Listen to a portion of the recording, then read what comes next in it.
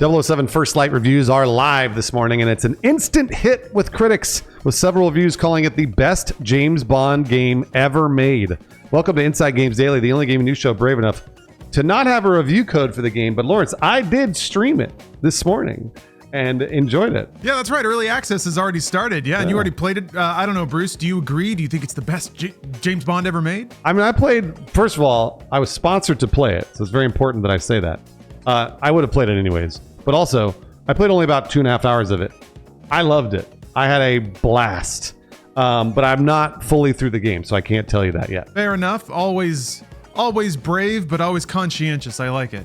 But yes, 007 First Light. It's a new James Bond game from Hitman developers IO Interactive. It earned a very respectable 87 average Metacritic score based on 50 reviews at the time of writing. This makes it tied for the 5th best game of the year so far, with 5 other games all at 87. But what about OpenCritic, Brian? Oh, a few notches higher on OpenCritic to a very, very respectable 89 average. So just missed a 90. Maybe they don't have Oddjob. I don't know. Maybe they dinged them for that. But if we're only going by Metacritic score, 007 First Light is officially the 2nd best Bond game, with, of course, the 97 classic GoldenEye 007 taking first with a Metacritic score of 96. Damn. And that's because that game had Oddjob. That's why the score is so high. Right. That's exactly why. No other reason. Yeah. Distant memories of GoldenEye didn't stop Video Games Chronicles Jordan Midler from awarding the game a perfect 5 out of 5 stars. That's crazy. Yeah, Midler gushes about almost every aspect of the game, calling it, quote, full of spectacle, humor, action, and romance, concluding that, quote, 007 First Light might just be the best James Bond game ever made. That's going to become a trend, by the way. Nearly every reviewer says maybe might just be the best. So yeah, Midler pointed out one weak point, the driving sequences, which he says aren't great, but are luckily infrequent. But I don't feel like you mainly play a 007 game for the driving. I mean, it's nice, but it's not GTA. Yeah, that's true.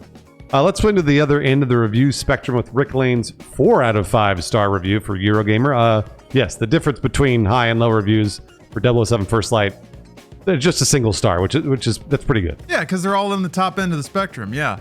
So Lane, like Midler before, is highly complimentary of the game's writing and specifically of performer Patrick Gibson's portrayal of Bond.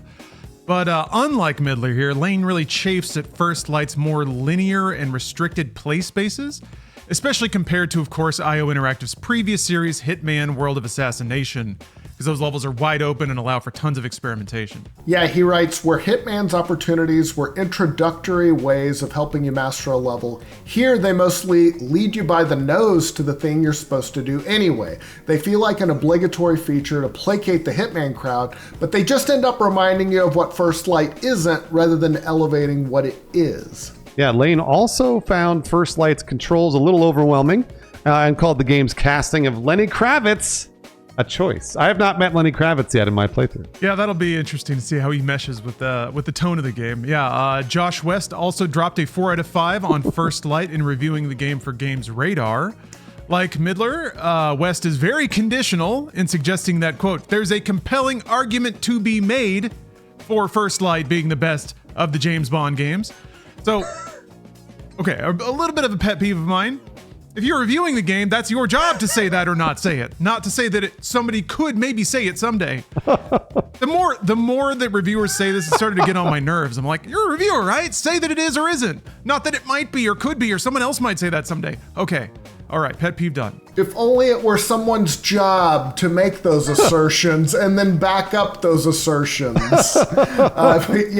West describes the game as occasionally excellent, albeit somewhat uneven. He offers high praise for the game's bombast and spectacle, while dinging it for messy melee, uninspired boss battles, and Bond's relentless narration of his own actions. He does that a lot, that's true. And that's okay, by the way. He's really clever and charming. So I kind of don't mind it. He's just dropping one-liners all the time. It's no big deal. IGN US hasn't quite finished the game up, so they have no score just yet. But reviewer Luke Riley writes, quote, I'm certainly already quite comfortable to say it's the best Bond has been since GoldenEye. All right, sorry, I have one more. Sorry, the editor in me is awoken. You can chop that sentence in half and it still says exactly the same thing. I am certainly already quite comfortable to say, get rid of all that. Bang. It's the best Bond has been since GoldenEye. Same sentence. Many less words to like... I get it, all right? Everyone loves GoldenEye. Reviewers can't suggest that this is better or equivalent to, but come on, guys. Come on. Yeah, was he getting paid by the word or something? Did they have a news hole to fill on the web? Yeah, IGN's France, Brazil, and Italia all gave the game a 9 out of 10, though, so that's good. And 2 of those reviews start with the reviewer quoting Bond's catchphrase. I'm guessing that's Bond's James Bond? I don't know. Yeah, that's exactly it. Yeah, I expected more reviews to start with the quote. That's all. So it seems like I am personally being a little harsh on the reviewers. I'm ribbing because I love, and also because I read 10 of them, and a lot of them had the same things going on. So I just had to point it out. We understand. Thank you, Lawrence. Finally, Jake Brigstock has the highest compliments for 007 First Light's writing and performances in his 4.5 out of 5 review for The Independent.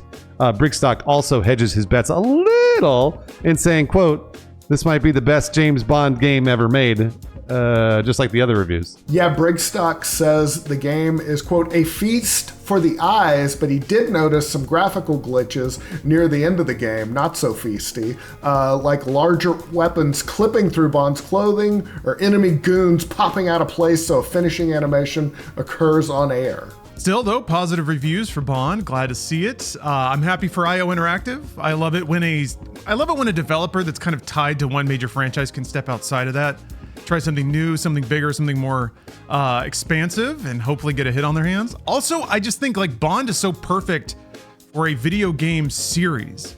It's the perfect video game universe. It's very protagonist driven.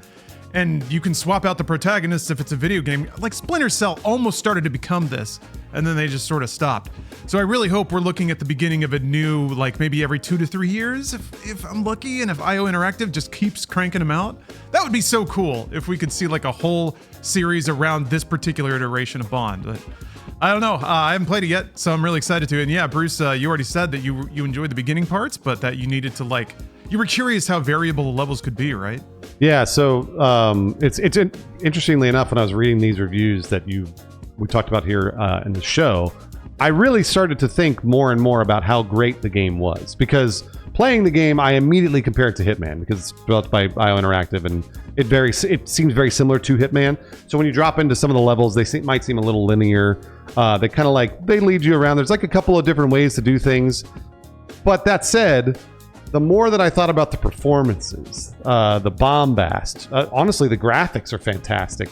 The writing is really, really good. So it's a really, really well-made AAA single-player video game that we don't get very often. And Lawrence, this is your type of video game where it's really fun just to have a bunch of money thrown at me, right? As I have a $200 million video game, who knows how long it is, 15 hours, let's say.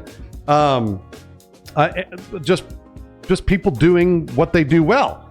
And that's what this game is. Again, if you're dropping into it thinking it's Hitman, it's not. But it's close. And the gameplay, some of the gameplay is really cool. I think it was interesting. One of the reviewers called it overwhelming because I immediately loved it. I was like, whoa, you can do all of these different things. You can do so many different things. There are so many different ways to solve problems in terms of gameplay.